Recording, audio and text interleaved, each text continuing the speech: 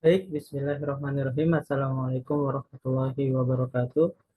Pada kesempatan ini kami dari kelompok 5 tugas besar kewarganegaraan akan menjelaskan tentang harmoni kewajiban dan hak negara dan warga negara dalam demokrasi yang bersumber pada kedaulatan rakyat dan musyawarah untuk mufakat. Konsep dan urgensi harmoni kewajiban dan hak. Hak adalah kuasa untuk menerima atau melakukan sesuatu yang semestinya diterima atau dilakukan melalui oleh pihak tertentu dan tidak dapat oleh pihak lain manapun juga yang pada prinsipnya dapat dituntut secara paksa olehnya.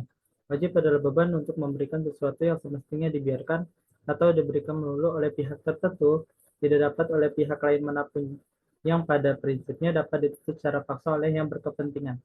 Hak dan kewajiban warga negara merupakan wujud dari hubungan warga negara dengan negara. Hak dan kewajiban bersifat timbal balik, bahwa warga negara memiliki hak dan kewajiban terhadap negara.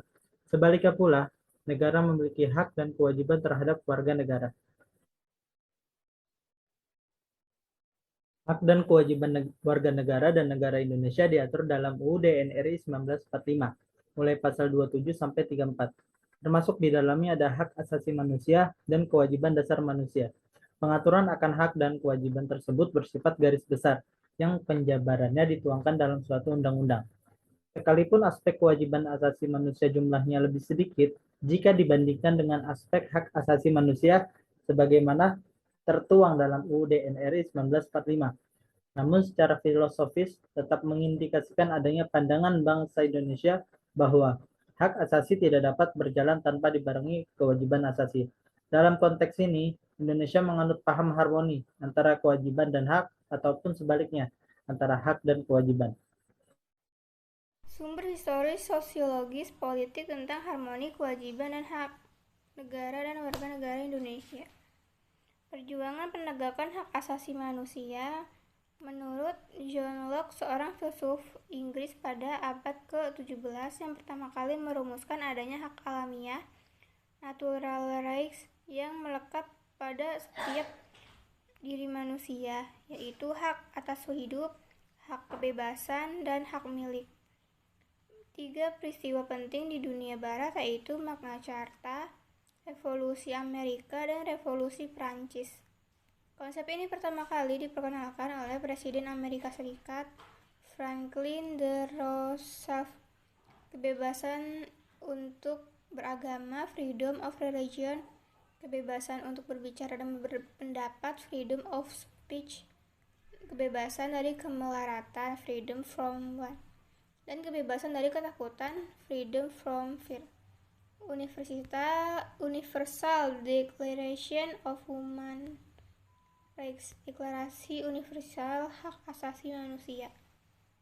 Sumber historis, sosiologis, politik tentang harmoni, kewajiban dan hak negara dan warga negara Indonesia. Adanya konflik sosial terkait struktur sosial dan sistem budaya yang telah terbangun pada masa yang lalu. Mencoba membaca situasi pasca reformasi sekarang ini, terdapat beberapa gejolak sosialisasi fundamental yang menjadi sumber terjadinya berbagai gejolak dalam bermasyarakat. Kenyataan yang memperhatikan bahwa setelah tumbuhnya struktur kekuasaan otoraksi yang dimainkan rezim order baru ini ternyata bukan demokrasi yang kita peroleh, melainkan oligarki di mana kekuasaan terpusat pada sekelompok kecil elit.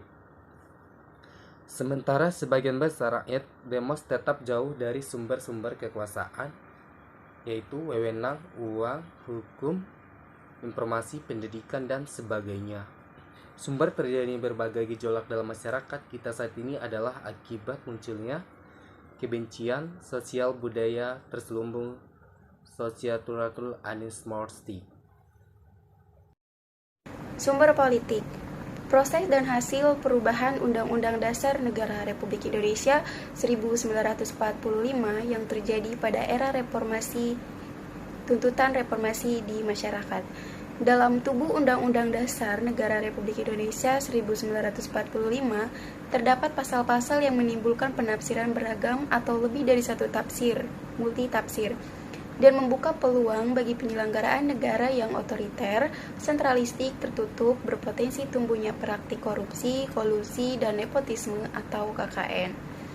MPR melakukan perubahan secara bertahap dan sistematis dalam 4 kali perubahan, yakni perubahan pertama pada Sidang Umum MPR 1999, perubahan kedua pada Sidang Tahunan MPR 2000, perubahan ketiga pada Sidang Tahunan MPR 2001, dan perubahan keempat pada Sidang Tahunan MPR 2002. Dari 4 kali perubahan tersebut dihasilkan berbagai aturan dasar yang baru, termasuk ihwal hak dan kewajiban asasi manusia yang diatur dalam pasal 28A sampai dengan 28J.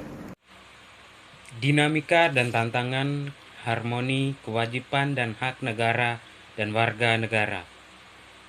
Hak dan kewajiban warga negara dan negara mengalami dinamika, terbukti dari adanya perubahan-perubahan dalam rumusan pasal-pasal Undang-Undang Negara Republik Indonesia 1945 melalui proses amandemen dan juga perubahan undang-undang yang menyertainya, yaitu 1.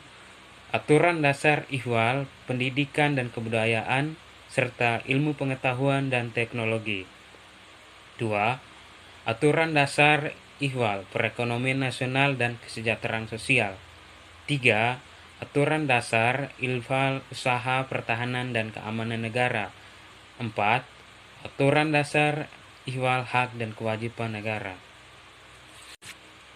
Esensi dan urgensi harmoni kewajiban dan hak negara dan warga negara.